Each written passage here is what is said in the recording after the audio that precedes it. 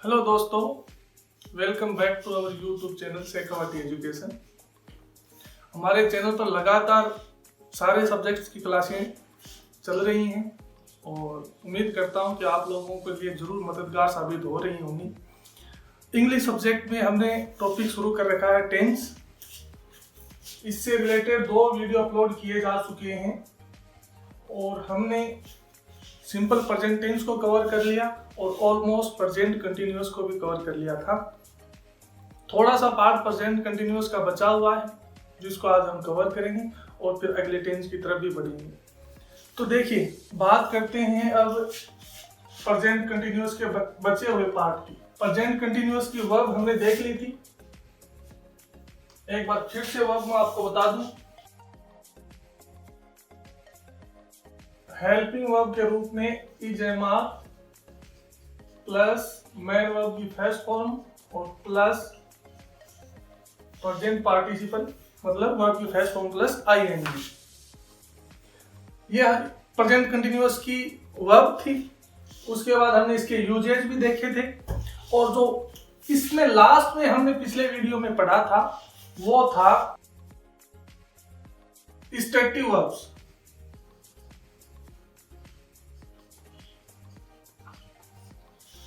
कि ऐसी वर्ब्स जो किसी की स्टेट को, दशा को, स्थिति को बताती हैं और उन वर्ब्स को प्रेजेंट कंटिन्यूअस में नॉर्मली यूज नहीं किया जाता है। अगर उन्हें किसी विशेष स्थिति में आईएनजी के रूप में यूज किया जाता है तो वो टेम्परेरी डायनेमिक वर्ब्स बन जाती हैं। उसमें कुछ एग्जांपल्स देखे थे। वर्ब्स थी वो 5 हमारे पास। Verbs of perception, verbs of emotion, verbs of appearance, verbs of possession और एक लास्ट थी वर्ब्स ऑफ माइंड या थिंकिंग।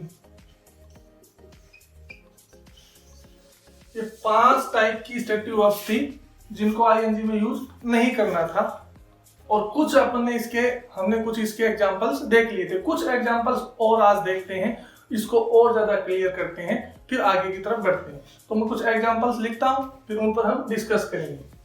तो देखिए दोस्तों, हमारे पास कुछ सेंटेंस हैं, उन पर चर्चा करते हैं। पहला सेंटेंस है I am feeling you are wrong. इसमें मेन वर्ब के रूप में आया है फीलिंग। यह है वर्ब ऑफ परसेप्शन, अनुभूति वाली वर्ब जो नॉर्मली आईएनजी में नहीं जाती है। तो यह सेंटेंस गलत लिखा हुआ है, इनकरेक्ट है। तो इसका करेक्ट सेंटेंस क्या बनेगा? सिंपल प्रेजेंट में I feel you are wrong. इतना डीपली मैं आपको इसलिए बता रहा हूं, नॉर्मली टेंस जब कोई पढ़ाता है तो डायनेमिक या स्टेटिव वर्ब्स की बात नहीं करते हैं, लेकिन जब तक कॉन्सेप्ट आपका क्लियर नहीं होगा, फिर कभी आपके सामने जब ये वर्ब्स आएंगे तो फिर आपको ये लगेगा कि ये क्या आ गया। इसलिए इसको यहां पर क्लियर करना बहुत जरूरी है। नेक्स्ट है the coffee is testing bitter. तो ये भी वर्ब ऑफ परसेप्शन है, टेस्ट। तो ये गलत है, सही बनेगा the coffee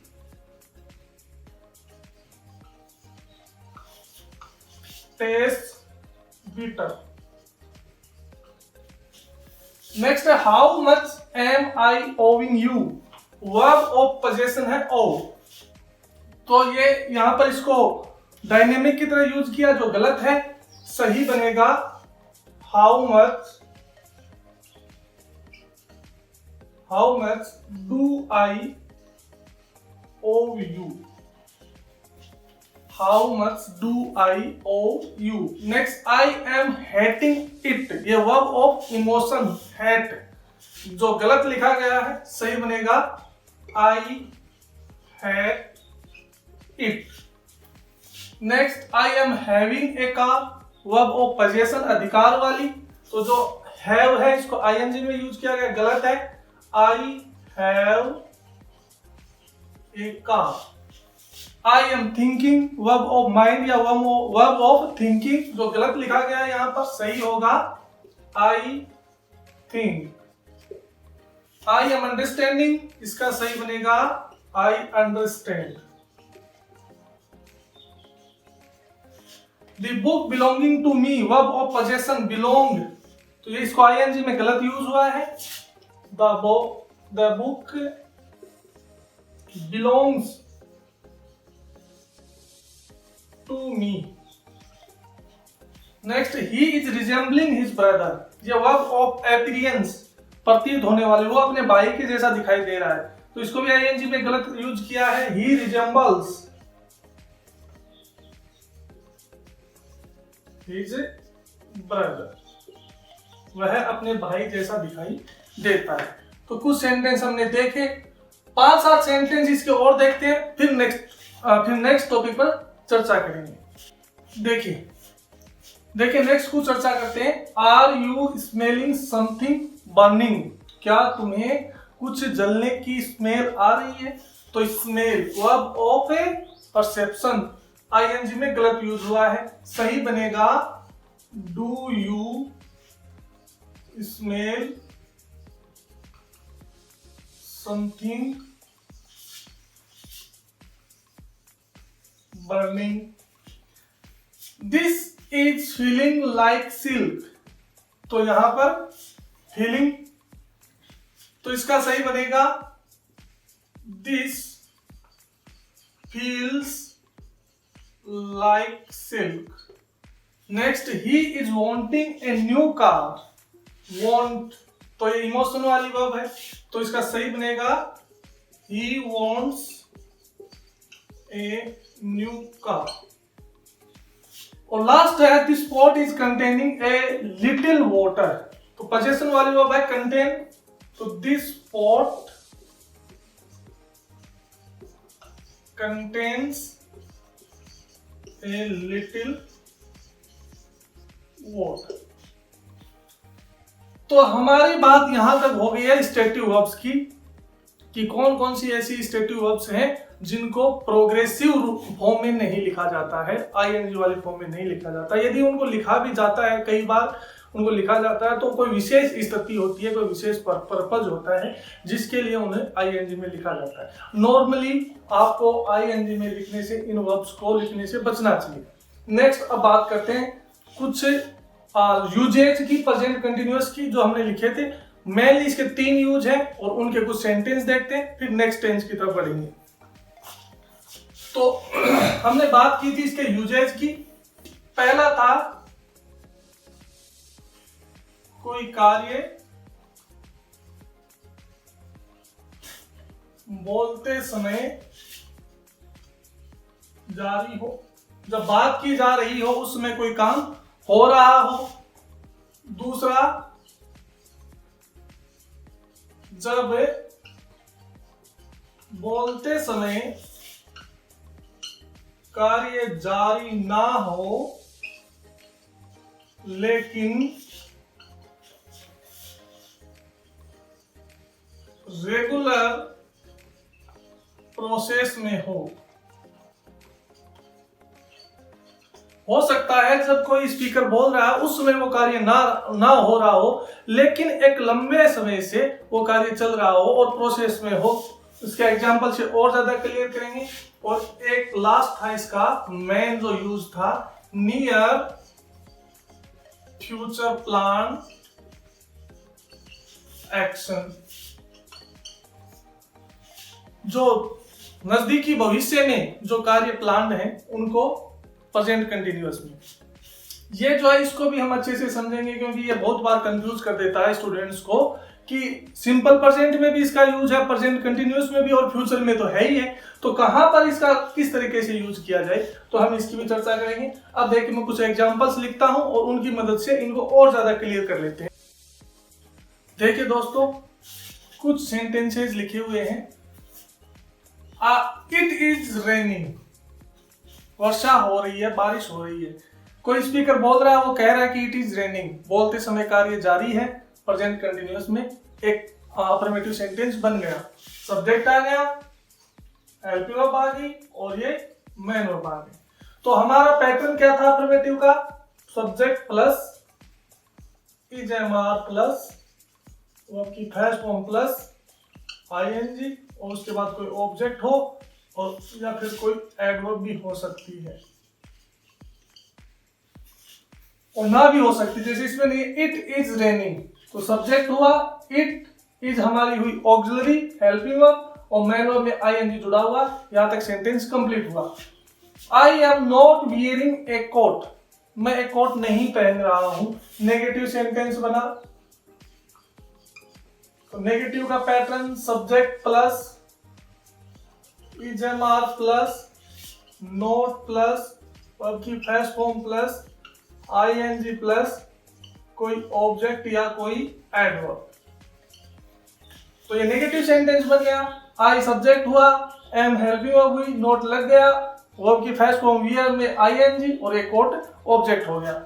next, why are you sitting at my desk, कोई बैठा हुआ है और उसको कोई कह रहा है कि तुम मेरे डेस्क पर क्यों बैठे हुए हो, तो ये हुआ इंटेरोगेटिव सेंटेंस। तो उसका पैटर्न क्या था इंटेरोगेटिव का? देखिए, हेल्पिंग वर्ब से अगर शुरू हो रहा है तो सबसे पहले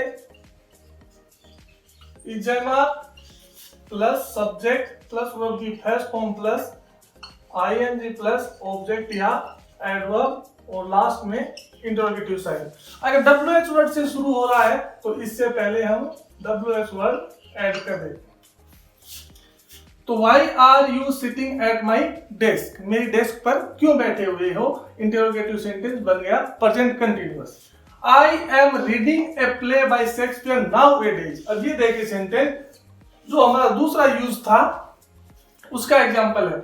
आजकल मैं शेक्सपियर का एक प्ले पढ़ रहा हूं। जब स्पीकर कोई बोल रहा है, सब्जेक्ट इसका जब आई है और वो ये बात कह रहा है कि आजकल मैं एक प्ले पढ़ रहा हूं जो शेक्सपियर का है, तो वो बोलते समय नहीं पढ़ रहा है लेकिन उसका जो कार्य है वो रेगुलर प्रोसेस में है। तो ऐसी स्थिति में भी प्रेजेंट कंटिन्यूअस टेंस का यूज किया जाता है। Next, he is teaching French and learning Greek, वो है फ्रेंच पढ़ा रहा है और ग्रीक सीख रहा है। एक बात तो यहाँ पर ध्यान देने योग्य है। देखिए यहाँ पर इज हेल्पिंग वर्ब आई है, उसके बाद मैन वर्ब की फर्स्ट फॉर्म है और आईएनजी आई है। यहाँ पर मैन वर्ब की फर्स्ट फॉर्म है और आईएनजी, लेकिन इससे पहले कोई हेल्पिंग वर्ब नहीं है, जो होनी चाहिए थी इज। तो जब दो वर्ब हो और दोनों से पहले सेम ही ऑक्सिलरी सेम ही हेल्पिंग वर्ब का यूज किया जा रहा हो तो दूसरी वाली को हाइड कर दिया जाता है। वो अंडरस्टूड होती है कि यहाँ पर भी यही है। इसका मतलब ये नहीं कि सेंटेंस गलत है, सेंटेंस सही है, दूसरी मैन वर्ब से पहले वाली हेल्पिंग वर्ब को हाइड कर दिया गया है क्योंकि वो अंडरस्टूड है कि यहाँ पर भी इज ही आएगी। तो जो स्पीकर बोल रहा है, बोलते समय काम नहीं हो रहा है लेकिन उसका कार्य रेगुलर प्रोसेस में है। He is teaching French and learning Greek. Next, I am meeting him tonight, ये है future plan action, near future plan action. तो देखिए इसमें वो सेंटेंस लिखे जाते हैं, ऐसे कार्य लिखे जाते हैं जिनका प्लान तुरंत बना हो और वो जो नजदीक भविष्य में ही हो। अचानक प्लान बनता है जब किसी का और नजदीकी फ्यूचर में हो तो उस समय प्रेजेंट कंटिन्यूअस टेंस का यूज किया जाता है। I am meeting him tonight, आज रात को मैं उसे मिलने वाला हूं। Are you doing anything tomorrow afternoon, क्या कल की दोपहर को तुम कुछ कर रहे हो। We are living tomorrow. तो जो इमीडिएट जो प्लान बनते हैं और नियर फ्यूचर में नजदीकी भविष्य में, उनके लिए भी प्रेजेंट कंटिन्यूअस टेंस का यूज किया जाता है। तो हमने प्रेजेंट कंटिन्यूअस को पूरा कवर किया है, इसके पैटर्न, इसकी वर्ब, इसमें स्टेटिव डायनेमिक सब कुछ और इसके एग्जांपल्स। अगर फिर भी आपको कोई डाउट है तो आप कमेंट बॉक्स में जरूर बताएं। अब हम नेक्स्ट टेंस शुरू करते हैं जो है present perfect. Present perfect tense बहुत ही इंपॉर्टेंट टेंस है, बहुत बार इससे क्वेश्चन पूछे जाते हैं। सबसे पहले आपको पता होना चाहिए कि इस टेंस की वर्ब क्या है। तो देखिए, हैज या हैव प्लस मैन वर्ब की थर्ड फॉर्म। हैज या हैव प्लस मैन वर्ब की थर्ड फॉर्म। ये पहचान है, ये इसकी वर्ब है, ये बताती है कि जो सेंटेंस है वो प्रेजेंट परफेक्ट टेंस में लिखा गया है।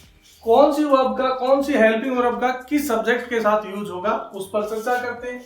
तो फर्स्ट पर्सन, ये याद होने चाहिए आपको, बार बार मैं बता रहा हूं हर टेंस में। सेकंड पर्सन और थर्ड पर्सन। तो देखिए फर्स्ट पर्सन आई और we, second you, third he, she, it, they और कोई नाउन। तो किसके साथ कौन सा यूज होगा? आई के साथ हैव, वी के साथ हैव, यू के साथ हैव, ही के साथ हैज, सी के साथ हैज, इट के साथ हैज, दे के साथ हैव। और यदि कोई सिंगुलर नाउन है थर्ड पर्सन तो उसके साथ हैज, और यदि कोई प्लूरल नाउन है तो उसके साथ हैव। कैसे?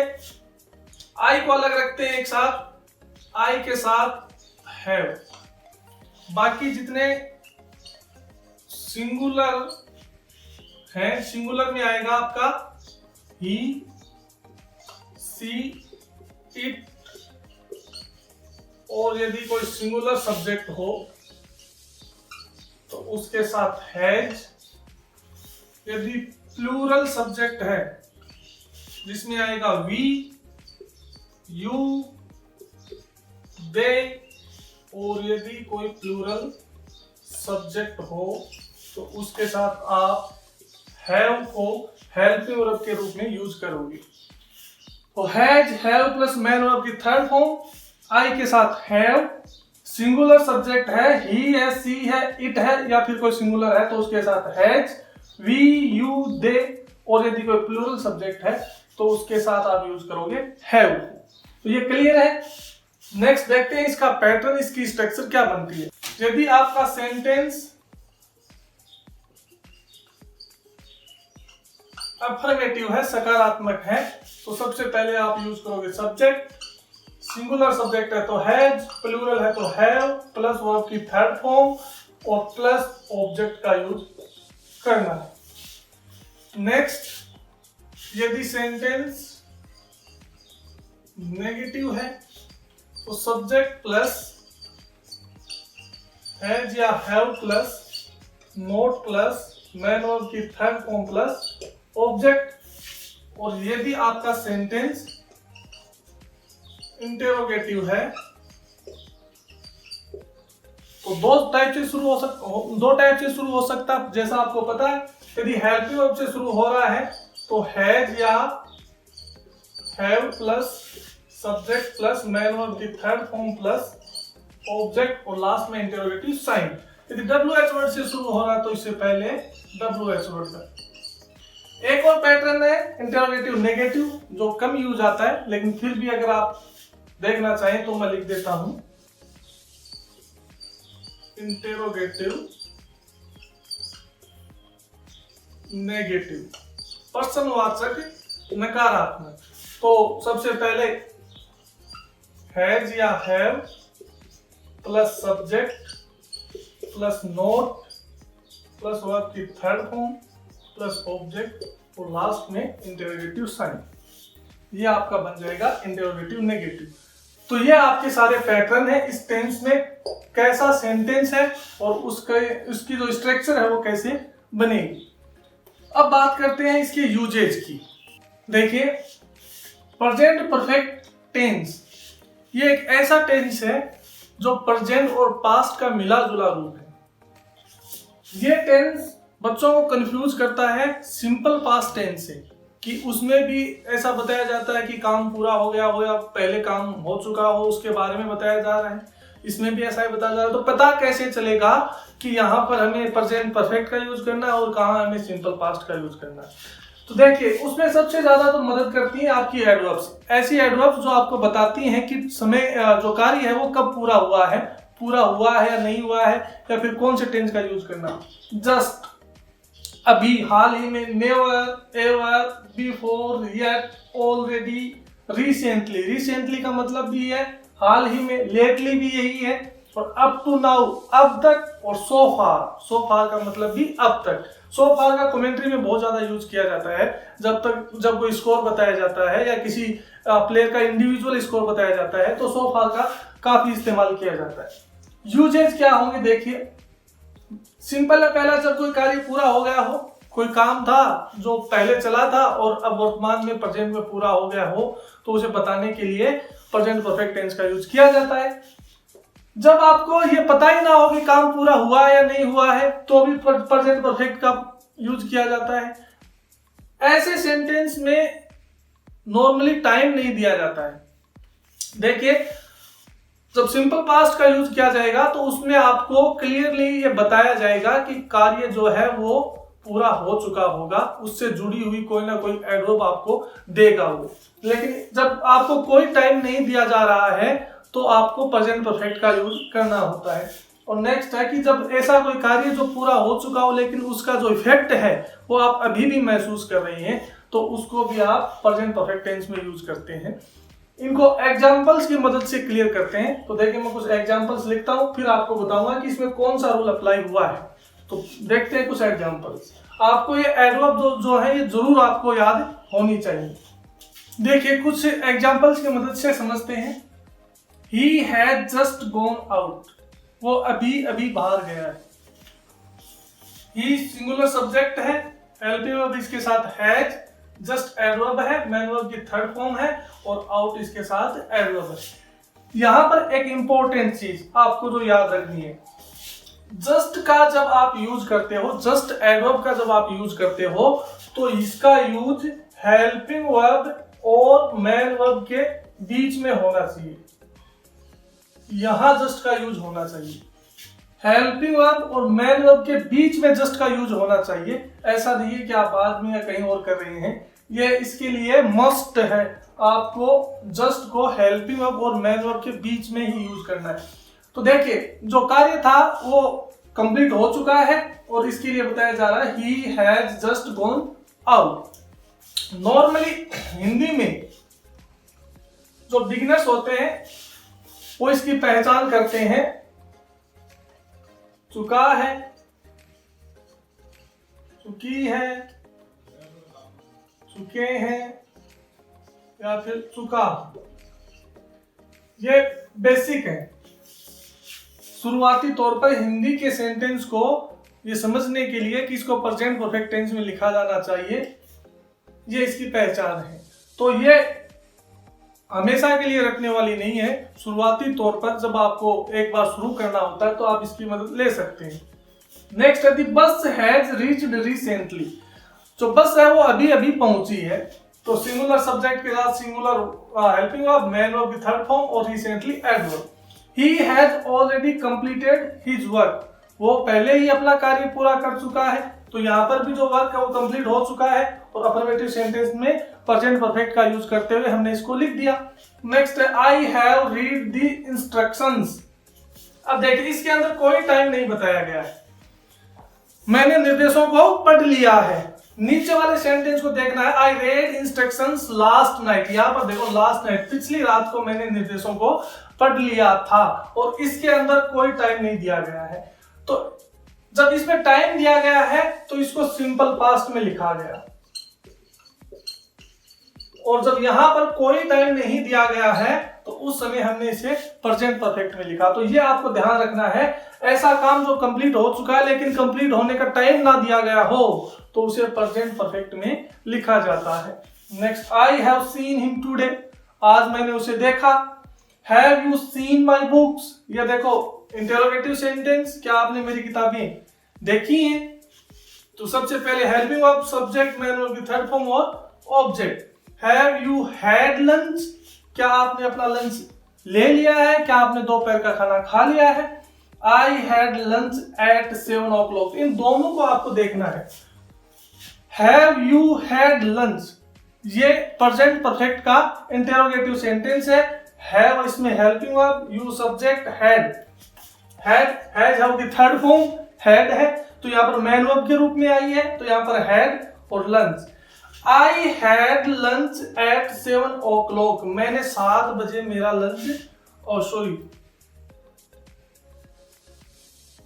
डिनर 7 बजे मैंने मेरा डिनर ले लिया है। तो यहां पर देखो टाइम दिया गया है 7 o'clock, दोनों सेंटेंस सेम ही है, लेकिन ऊपर वाले में टाइम नहीं दिया गया था, नीचे वाले में टाइम दिया गया है। तो जब टाइम दिया गया तो आपको इसको सिंपल पास्ट में लिखा, जब नहीं दिया गया था तो आपने इसको प्रेजेंट परफेक्ट में लिखा। यहां पर हैड है manual.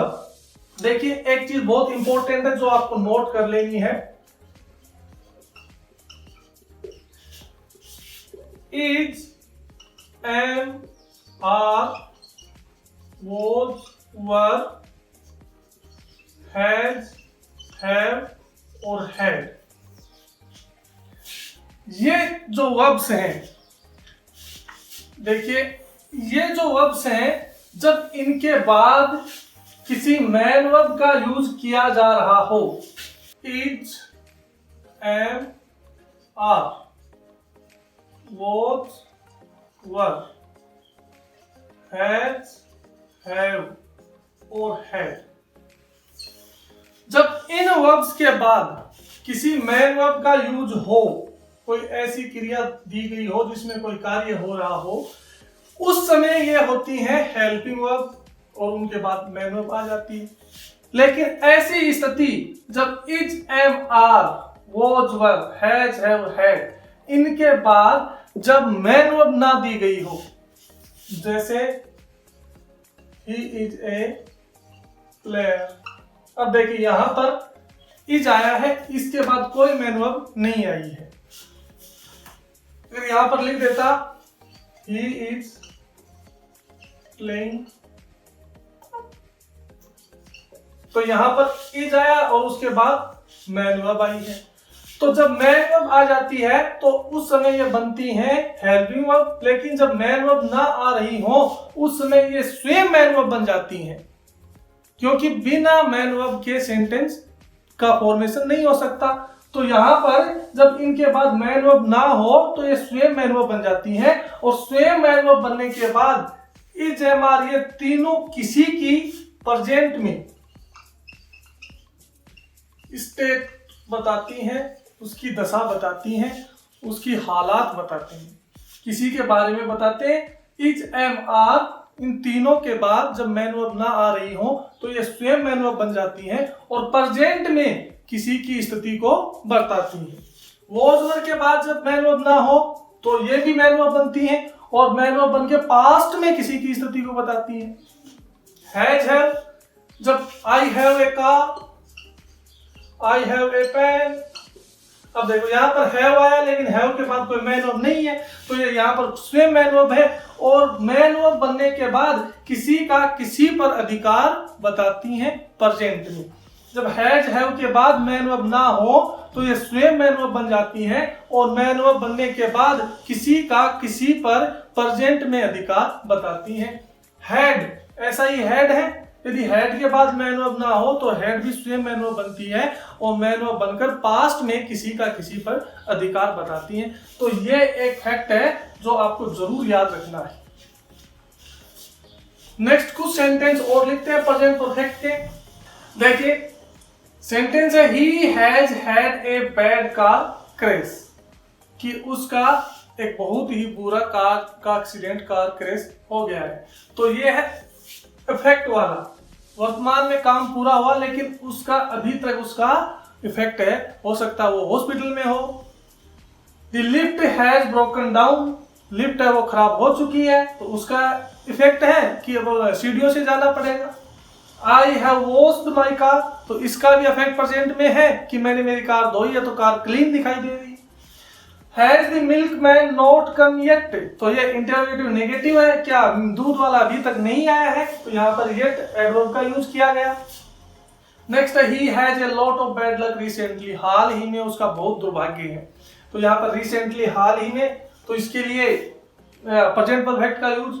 Have you ever fallen of a horse, क्या तुम कभी घोड़े से गिरे हो, तो हमारे पास कोई टाइम नहीं है लेकिन यहाँ पर देखो एवर का यूज हुआ है और ये पूछा जा रहा है कि क्या कभी ये काम हुआ है, तो इसका आंसर है कि I have never fallen of a horse, मैं कभी भी एक घोड़े से नहीं गिरा हूं, तो अभी तक नहीं गिरा हूं। तो ये प्रेजेंट परफेक्ट के यूजेस थे और कुछ एग्जांपल्स थे।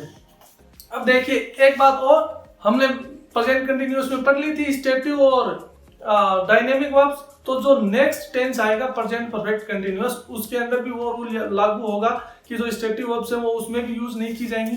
जैसे एक सेंटेंस बहुत बार पूछा जाता है कि मैं उसे 5 साल से जानता हूं, तो ऐसे जो सेंटेंस है वो नॉर्मली प्रेजेंट परफेक्ट टेंस में लिखे जाते हैं, सिंस और फॉर एडवर्ब्स का यूज करते हुए, प्रीपोजिशन का यूज करते हुए।